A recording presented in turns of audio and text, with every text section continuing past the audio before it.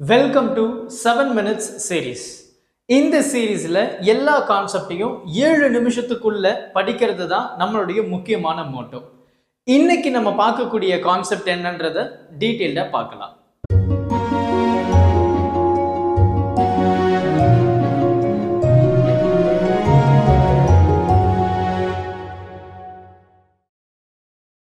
இப்போ நம்ம பார்க்கக்கூடிய அடுத்த கான்செப்ட் ரொம்ப முக்கியமானது சிம்பிள் மைக்ரோஸ்கோப்.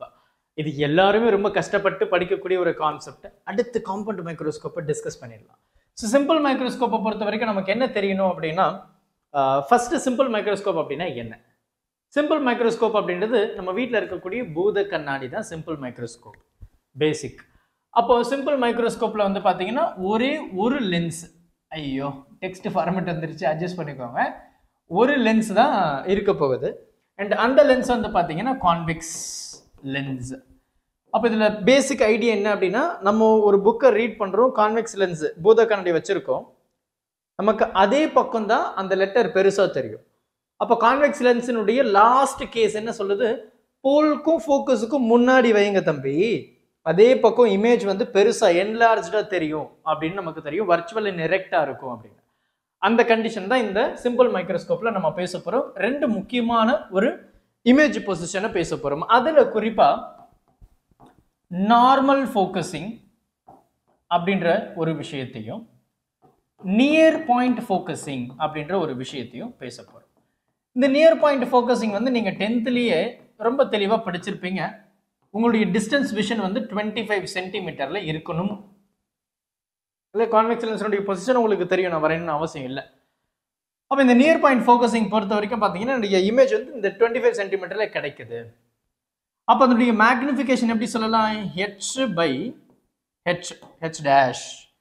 இது கான்வெக்ஸ் லென்ஸ் அப்படின்னு சொல்லும்போது அதனுடைய ஃபோக்கல் லென்த் எப்படி இருக்கும், relation between focal length image and object minus of UV, அதாவது v மைனஸ் யூ. அப்போ இது எப்படி சொல்லலாம், v by u அப்படின்னு நம்ம சொல்லலாம். இப்போ நம்ம இந்த இடத்துல என்ன பேசுறோம் அப்படின்னா, என்னுடைய இமேஜ் இந்த டிஸ்டன்ஸ் விஷன்ல தெரியுது, 25 சென்டிமீட்டர்.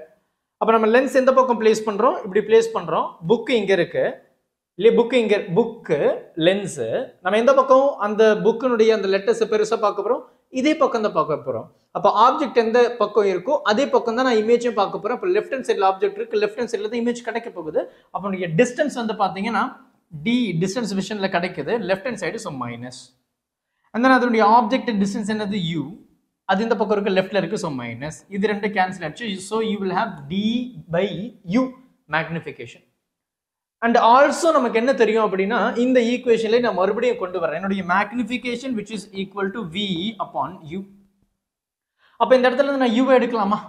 அப்போ யூ அப்படி இந்த பக்கம் வந்துருச்சுன்னா 1 by u equal to 1 by v plus 1 by f. ஆமாவா? இல்லை, இந்த f அப்படி பிடிச்சுன்னா பிளஸ் என்ன ஆயிடுச்சு, மைனஸ்ல மாறிடும். இது நிறைய ஸ்டூடெண்ட்ஸ் பண்ணக்கூடிய மிஸ்டேக்.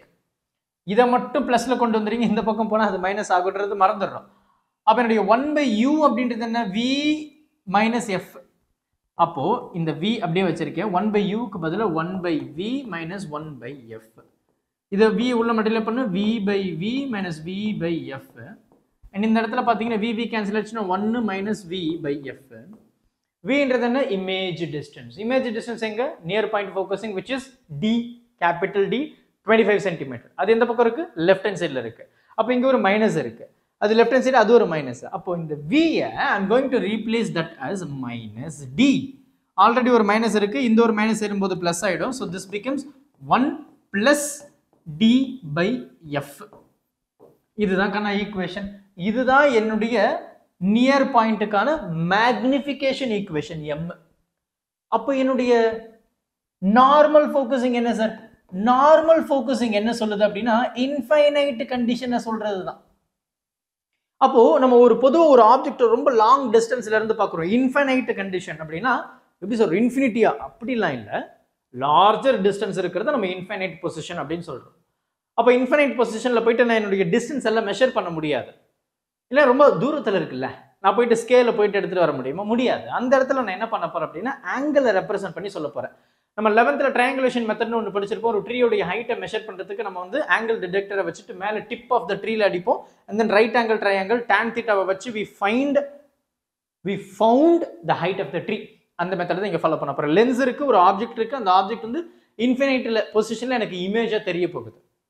அப்போ என்னுடைய magnification m which is equal to h dash by h v upon u. இந்த கண்டிஷனை நம்ம பயன்படுத்த முடியாது. ஏன்னா இது நார்மல் டிஸ்டன்ஸ்ல இருக்கு. vன்றது சென்டிமீட்டரோ இல்லை மீட்டர்லயோ வரப்போகுது. அப்போ என்னால் நார்மலில் பண்ண முடியாது, ஏன்னா இது இன்ஃபைனைட் ரொம்ப தூரத்தில் இருக்கு.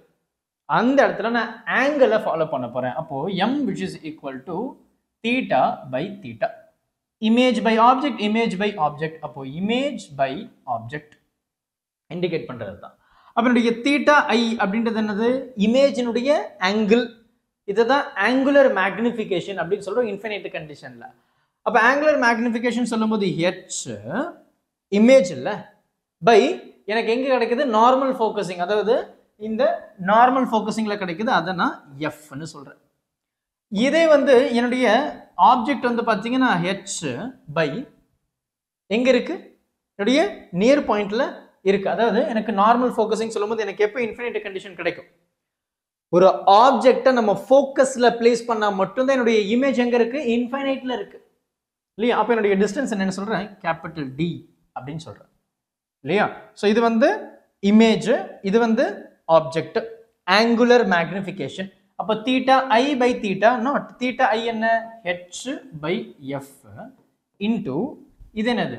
d by h. இந்த h போயிடுச்சு.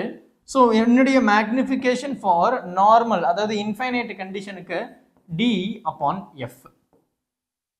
நல்ல கவனி, இதுதான் நமக்கு இருக்கக்கூடிய விஷயம். அப்போ இதுக்கு முன்னாடி பார்த்தீங்கன்னா 1 + d பை எஃப்னு இருக்கும். எதுக்கு? நியர் பாயிண்ட்டுக்கு. அப்போ நியர் பாயிண்ட்டை விட என்னுடைய நார்மல் ஃபோக்கஸிங் பார்த்தீங்கன்னா ரொம்ப கம்மி தான். ஆனால் இதனுடைய அந்த ஐ ஸ்ட்ரெயின் ஆகும் அப்படின்னு சொல்லுவோம் இல்லையா? ரொம்ப உத்து பார்ப்போம், புக்கெல்லாம் ஸ்ட்ரெயின் ஆகும். ஆனால் கொஞ்சம் லார்ஜ் டிஸ்டன்ஸ் இருக்கும்போது ஸ்ட்ரெயின் இருக்காது. ஈவன் இதனுடைய மேக்னிஃபிகேஷன் கம்மியாக இருந்தாலுமே அந்த கேஸை விட இதனுடைய இடத்துல ஐ ஸ்ட்ரெயின் ஆகாது. அப்போ நார்மல் பாயிண்ட்டுடைய magnification d by f, near பாயிண்ட்டுக்கு வந்து பார்த்தீங்கன்னா 1 + d பை எஃப். அப்போ d and f வந்து பார்த்தீங்கன்னா இன்வெர்ஸ்லி ப்ரொபோர்ஷனல். ஸோ பொறுமையாக பாருங்க, டவுட் எதுனா இருந்தது அப்படின்னு மறக்காம கமெண்ட் பண்ணுங்க. தேங்க்யூ.